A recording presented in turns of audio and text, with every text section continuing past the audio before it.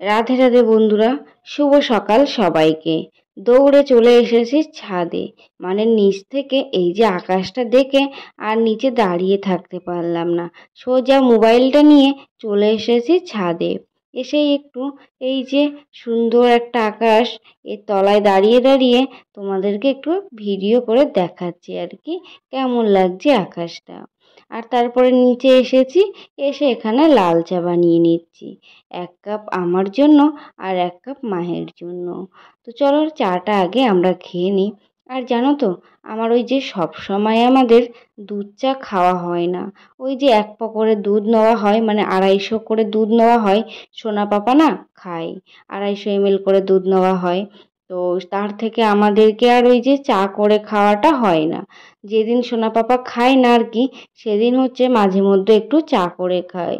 তো খুব কম খাওয়া হয় দুধ চা আমাদের, কিন্তু দুধ চা খেতে জানো তো ভীষণ পরিমাণে ভালো লাগে। আর এইদিকে দেখো, মা জামা কাপড় আজকে সকাল সকাল কেচে দিয়েছে, কারণ এই যে 2-3 দিন ভীষণ পরিমাণে জল হয়ে গিয়েছে। সেই কারণে না আজকে যেই রোদ বার করেছে সব জামা কাপড় মা সকালবেলা কেচে দিয়েছে। ঠিক 1 থেকে 1.5 ঘন্টা পরে এসে আমি ওই যে জামা কাপড়ের জলগুলো ঝরে গিয়েছে, তারপরে আমি এই যে নিচে পেতে দিচ্ছি। মানে একটু যদি ওলট পালট করে দেওয়া হয় তাহলে তাড়াতাড়ি শুকিয়ে যাবে। আর এই যে নিচে দিচ্ছি কারণ ছাদের গরম, আর ওপরের গরমটা পেলে তাড়াতাড়ি জামা কাপড়গুলো শুকিয়ে যাবে। সেই কারণে সব নিচে পেতে দিচ্ছি। তো বন্ধুরা, ছাদে চলে এসেছিলাম, এসে দেখো পুরো ঘেমে গিয়েছি। তো জামা কাপড়গুলো সব মেলা কমপ্লিট হয়ে গিয়েছে। এবার নিচে যাব, নিচে গিয়ে রান্নার যে সমস্ত জোগাড় যন্ত্রী আছে তো সেগুলো করব। স্নান ধান করবো, স্নান ধান করে তারপরে রান্না বান্না কমপ্লিট করে তারপরে আবার তোমাদের সাথে দেখা হবে। তো নিচে যাই, এখনও ছাগলদেরকে খেতে দিতে হবে, তারপরে রান্নার জোগাড় করতে হবে। আর ঘড়িতে এখন 10:30 বেজে গিয়েছে। আর সকালবেলা তো মা জামা কাপড় কেচেছিল। আর এইদিকে দেখো, এখনও ওই যে ওখানে জামা কাপড় আছে, তো ওই জামা কাপড়গুলো এখন আবার কেচে দেবো। রোদ আছে দেখছি, তাহলে ওইগুলো কেচে দিই। বেডশিটগুলো আজকে পাল্টিয়েছি ঘরের, তো সেই জন্যই ওই বেডশিটটা কেচে দেবো। তো নাও পরে কথা হচ্ছে, কাজ বাজ কমপ্লিট করে নিই। আর এদিকে দেখো, আজকে সকালবেলা না ওই যে পুঁটি মাছের ঝাল করেছিল সর্ষে পোস্ত আর কাঁচা লঙ্কা সর্ষের তেল দিয়ে। আমার বড়মশাই কিন্তু করেছিল, কিন্তু মাছগুলোই দেখা যাচ্ছে না। এতটা পরিমাণে ঝোল দিয়ে দিয়েছে যে মাছগুলো আর দেখাই যাচ্ছে না। তো আমি ওকে বলছিলাম যে তুমি কিভাবে জল দিয়েছো যে মাছগুলো আমি দেখাতে পারছি না কাউকে। আর এখানে ওর ভীষণ পরিমাণে ঠান্ডা লেগেছে। মানে ওই যে ছোটোবেলায় ওর কি একটা ছিল বুকের ভিতরে আর কি, ফুসফুসে সর্দি জমে গিয়েছিল। তো সেই কারণে এখন যখনই সর্দি লাগে তখনই ওকে ভাপ নিতে হয়। তো তার জন্য ওইদিকে ও ভাপ নিচ্ছিল। আর এখানে হচ্ছে আমরা করেছিলাম তেঁতুল মাখা। আর এত ভালো লাগে না এই তেঁতুল মাখা খেতে, তো কি বলবো তোমাদেরকে।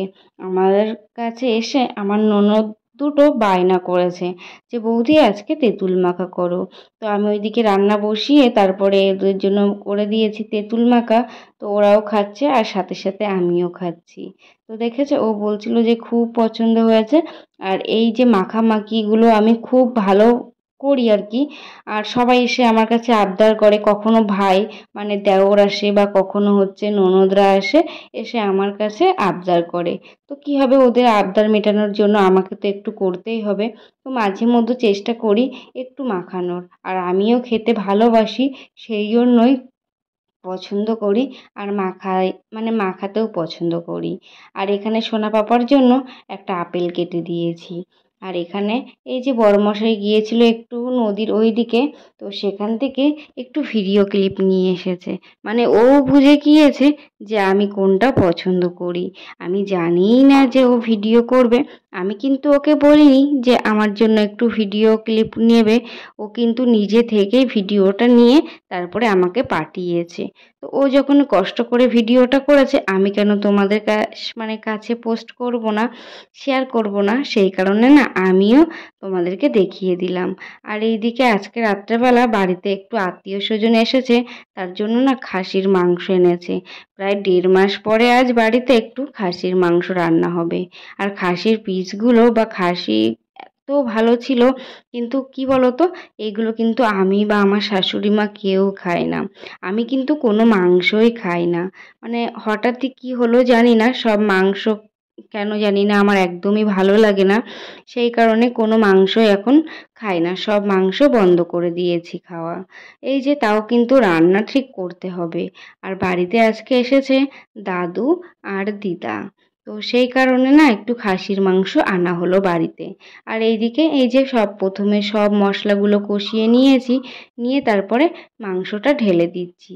এই যে মাংসটা কষাবো, আলু আর মাংস কষানোর পরে তারপরে কিন্তু জল দিয়ে দেবো। আর সেদিন মাংসটা যে এতটা টেস্ট হয়েছিল, আমার বর তো খেয়ে বলল যে খুব টেস্ট হয়েছে আজকে মাংসটা। অন্য দিনের থেকেও আজকের মাংসটা খুব ভালো লেগেছে। এইভাবে যখনই রান্না করবে এইভাবেই করবে। তো কী বলো তো, যখন রান্না করি সব সময় তো একই রকম টেস্ট আর হয় না, মাঝে মধ্যে একটু খারাপ কখনো একটু ভালো এইগুলো হয়। কিন্তু আমার হাতের মাংস আমাদের বাড়ির প্রত্যেকে কিন্তু খুব পছন্দ করে। কেন জানি না, অন্য কিছু রাঁধতে না পারলেও মাংসটা খুব পারি। আর এই মাংস রাঁধতে রাঁধতে তো আমাদের কিছু মিষ্টি কমেন্টে রিপ্লাই দিয়ে দিই। আজকে আমার ভিডিওতে কমেন্ট করেছিল রিয়া রয়, ক্রেজি বাপন, ক্রাইম লোপাট। তো অসংখ্য ধন্যবাদ তোমাদের সবাইকে আমার ভিডিওতে কমেন্ট করার জন্য আর আমাকে সাপোর্ট করার জন্য। আর এইভাবে আমার পাশে থেকো। জানি না কতটা কি ভালোভাবে ভিডিও তোমাদেরকে দিতে পারি, কিন্তু যতটা পারি ভালোভাবে দেওয়ার চেষ্টা করি। আর এইদিকে দেখো একটু কষিয়ে তারপরে জল দিয়ে দিয়েছি। আর ওইদিকে খাওয়া দাওয়া কমপ্লিট হয়ে গিয়েছে। তারপরে এখানে একটু নিয়ে নিয়েছি 7 আপ। তো বড়মশাই এনেছে, তো সেটা এখন এই যে খেয়ে নিচ্ছি। আর এইদিকে দেখো আমি 7 আপ খাচ্ছি। আর ওইদিকে কিন্তু আমার বর আর ছেলে দুজনে মিলে আজকে মশারি টানাচ্ছে বা বিছানাটা গোছাচ্ছে। আমারও তো বেজায় খুশি। মাঝে মধ্যে যদি কেউ বিছানাটা গুছিয়ে দেয় বা তুলে দেয় তখন কিন্তু বেশ ভালো লাগে। তো বন্ধুরা, আজকের ভিডিওটি তোমাদের কেমন লেগেছে? আশা করছি তোমাদের প্রত্যেকের আজকের ভিডিওটা খুব ভালো লাগবে। আর ভিডিওটি ভালো লাগলে একটা সুন্দর লাইক আর মিষ্টি কমেন্ট করে দিয়ে যেও। আর সোনা পাপাকে বললাম বাবা একটু হাই করো, তো সোনা পাপা এখানে হাই করছে। আর এদিকে ওরা দুজনে মিলে আজকে বিছানাটা গোছাচ্ছে। তো বন্ধুরা, আবার নেক্সট ভিডিওয় দেখা হবে। ততক্ষণ তোমরা সবাই ভালো থেকো, সুস্থ থেকো। টাটা।